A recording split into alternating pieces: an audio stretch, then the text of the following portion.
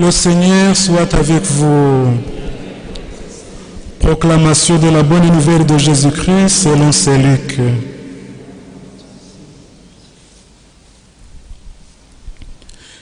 L'an 15 du règne de l'empereur Tibère, Ponce Pilate étant gouverneur de la Judée, Hérode prince de Galilée, son frère Philippe prince du pays d'Ithurée et de Traconitide, Lysanias prince d'Abilène, les grands prêtres étant Anne et Caïphe, la parole de Dieu fut adressée dans le désert à Jean, fils de Zacharie. Il parcourut toute la région du Jourdain. Il proclamait un baptême de conversion pour le pardon des péchés. Comme il est écrit dans le livre du prophète Isaïe, à travers le désert, une voix crie « Préparez le chemin du Seigneur, aplanissez sa route. Tout ravin sera comblé, toutes les montagnes et toutes les collines seront abaissées. Les passages tortueux deviendront droits, les routes déformées seront aplanies, et tout homme verra le salut de Dieu. » Acclamons cette parole de Dieu.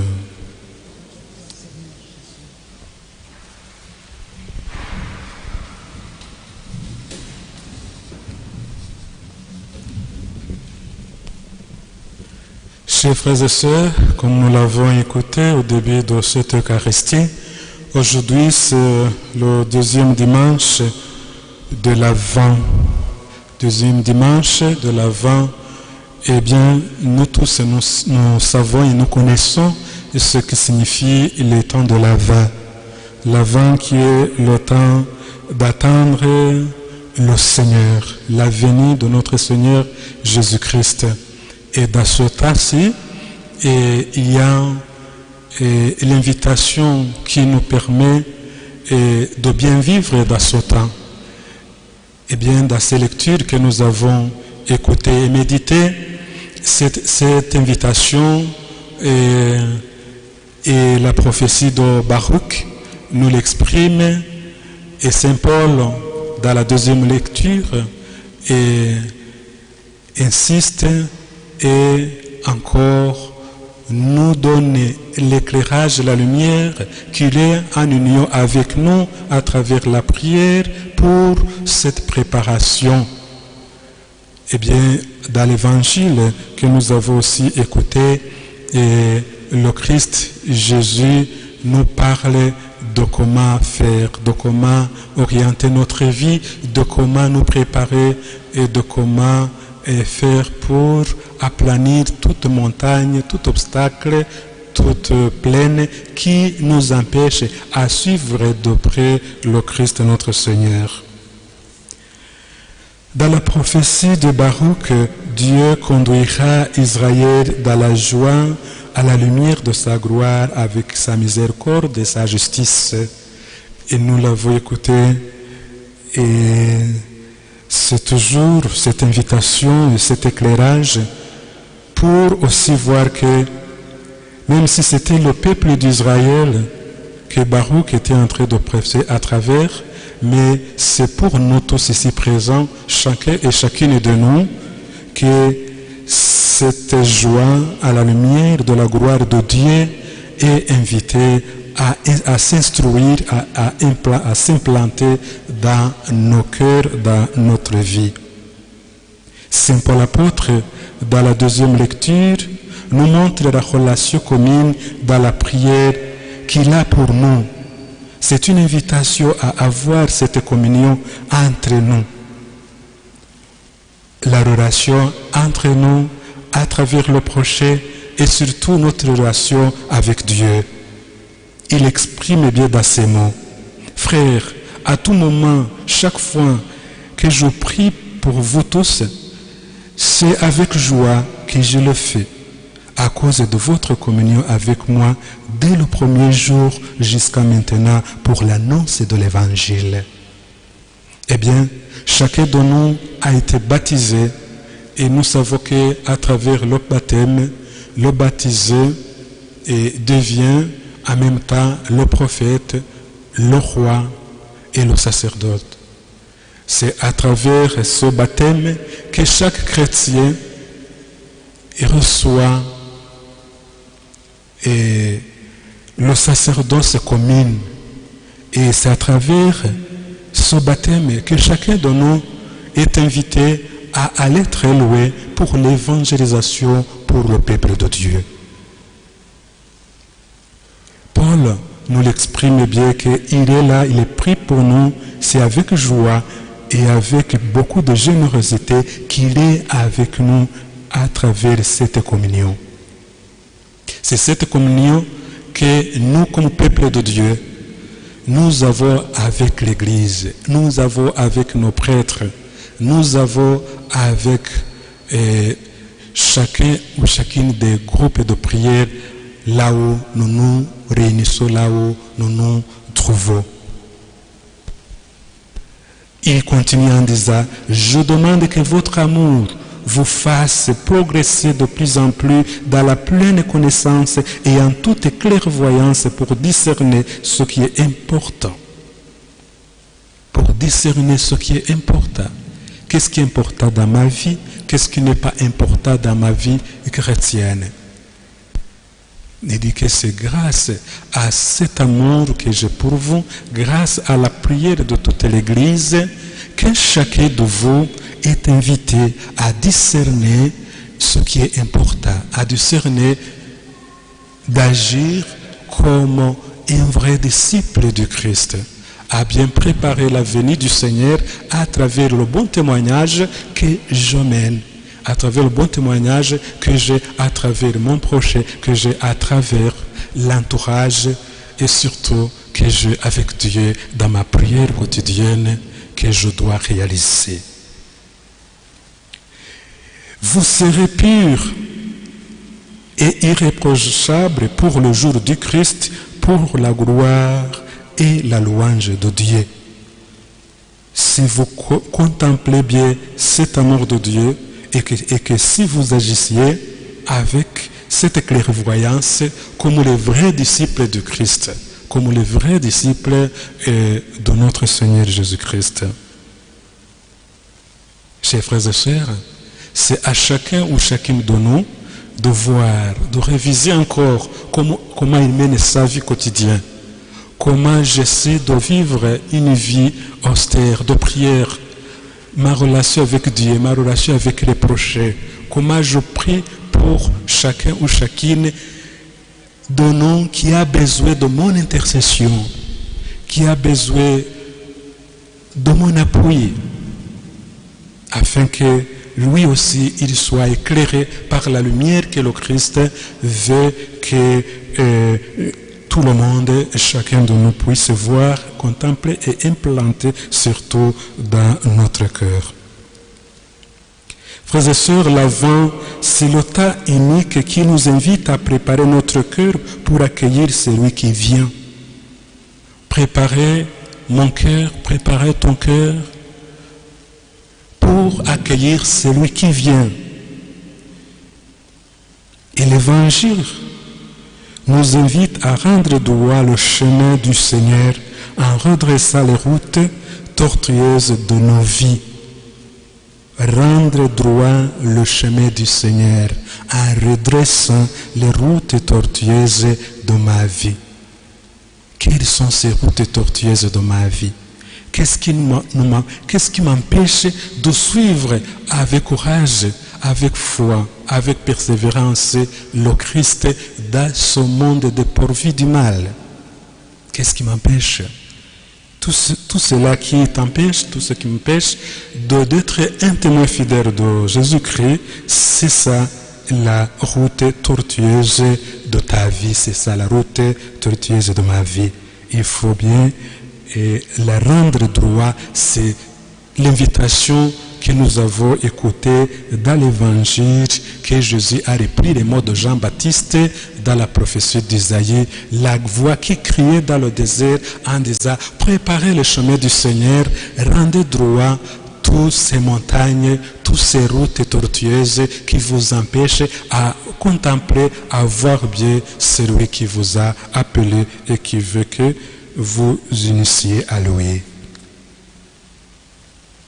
Ces routes tortueuses, chers frères et sœurs, ce sont nos habitudes qui nous éloignent de Dieu, nos jugements, nos paroles blessantes ou encore nos indifférences. Ce sont aussi nos doutes, nos échecs. À aimer Dieu et à aimer notre prochain comme nous devrions le faire. Chers frères et sœurs, cette invitation aussi à voir chacun, il faut que je médite et que tu médites quelle est ma route tortueuse qui m'empêche d'approcher Dieu. Quelle est cette montagne, cette colline qui m'empêche de contempler, d'aller vers beaucoup plus loin, de préparer la venue du Seigneur à travers les sacrements, par exemple, de pénitence, à travers la réconciliation avec mon prochain. Il faut voir ça. Eh bien, comme ce proverbe qui dit que pour aller très loin, il faut reculer pour mieux sauter et arriver très loin. Loué soit Jésus-Christ. Alors, il faut rentrer en soi-même, il faut voir encore tous ces obstacles que chacun de nous peut avoir comme route tortueuse, comme que j'ai donné des exemples ici, comme des paroles blessantes que tu peux faire à ton prochain, comme certaines indifférences, comme rien n'était, et tu ne peux rien faire, tu ne veux pas approcher et aider comme il faut. Tous ces doutes, tous ces peurs, pour l'amour de Dieu, il faut aller en soi et chasser tout ce qui nous empêche de contempler le Seigneur. Et ce sont toutes ces routes tortueuses que Jean-Baptiste est en train de nous illuminer et aussi que je suis en train de dire qu'il faut vraiment éviter et combattre. Jean-Baptiste encore nous rappelle, il est temps d'aplanir les montagnes de notre orgueil et d'éliminer les obstacles qui nous encombrent notre relation avec Dieu et avec nos frères. Qu'est-ce qui m'empêche à avoir une vraie, une bonne, une très belle relation avec mon prochain? Il dit que aplanissez ça, aplanissez le chemin du Seigneur. Préparez-vous car le Seigneur vient. Il faut être témoin fidèle. Ne pas dire que je sois obstacle ou quelqu'un que l'autre va suivre comme un pécheur. Il va avoir le modèle du péché au lieu de voir le modèle de la grâce en toi. Cette relation commence avec une rencontre. Nous ne pouvons pas aplanir les montagnes pour préparer le chemin du Seigneur, redresser toutes ces routes tortueuses qui nous empêchent à suivre et à contempler le Christ si nous restons à nous-mêmes, nous avons un certain individualisme à nous et nous ne voulons pas approcher Dieu ou bien approcher les autres à travers la bonne communion, à travers la prière ou bien la pratique de la charité.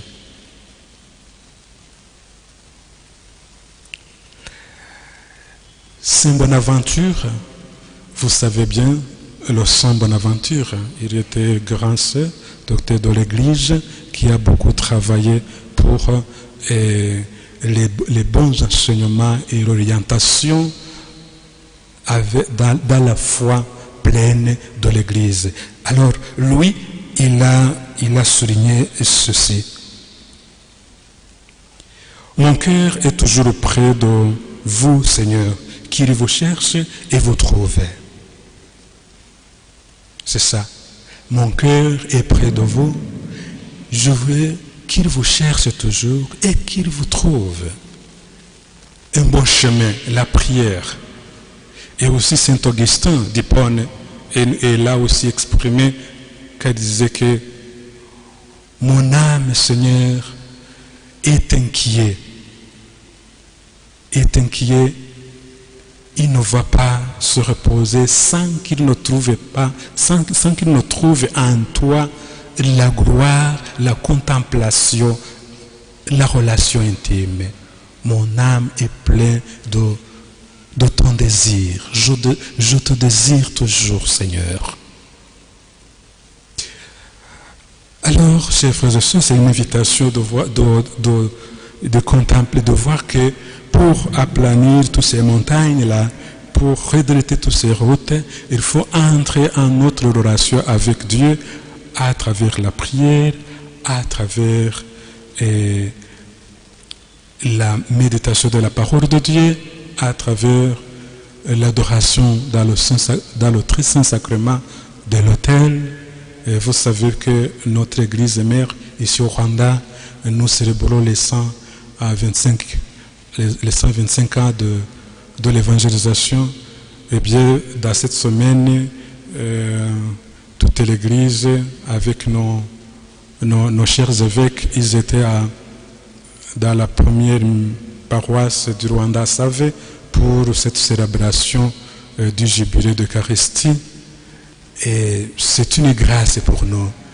Quand nous savons que la bonne nouvelle est arrivée ici chez nous, c'est le courage et la force de pouvoir bien contempler, approcher Jésus dans l'Eucharistie pour qu'il nous aide à mieux nous orienter et à bien apaiser, redresser toutes ces routes tortueuses que j'ai citées ici si haut, qui nous empêchent à aller très loin dans la recherche de la sainteté.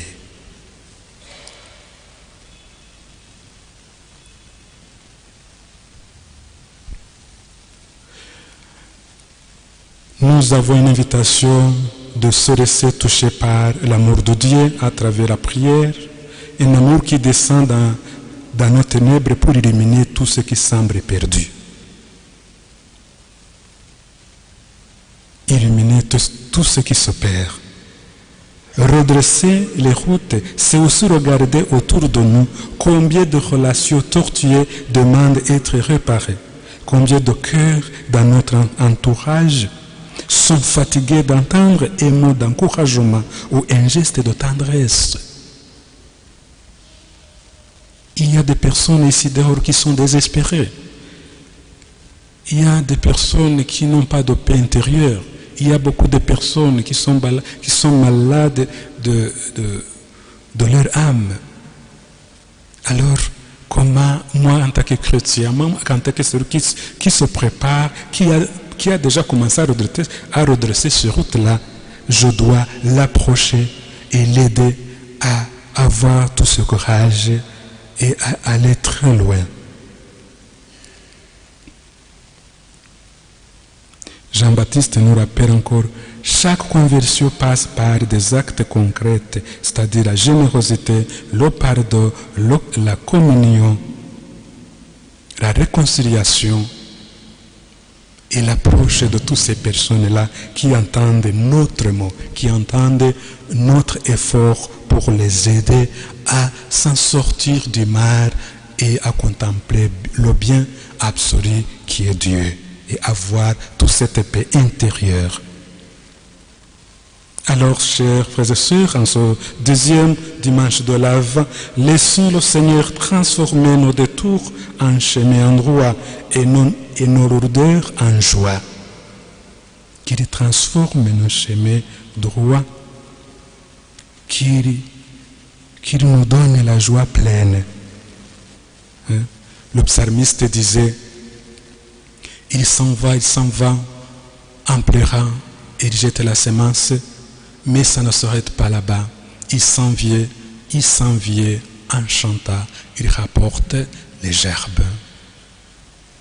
Chers frères et sœurs, celui qui sait comment bien vivre dans ce monde avec patience, avec l'effort dans la prière, en se laissant transformer par le Christ, même s'il y a beaucoup de tentations, obstacles ou difficultés dans la vie quotidienne, de temps en temps, il va rapporter les gerbes, il va contempler la joie. Eh bien, c'est lui qui sait mener cette vie, qui prie bien comme il faut, qui vit à la messe au quotidien, qui n'abandonne pas Dieu, il a déjà reçu la joie et il sent cette joie à l'intérieur de sa vie, à l'intérieur de son cœur. Préparons-nous, chers et chers, avec l'assurance que tout homme qui agit ainsi verra et contemplera le salut de Dieu. Le Seigneur soit avec vous.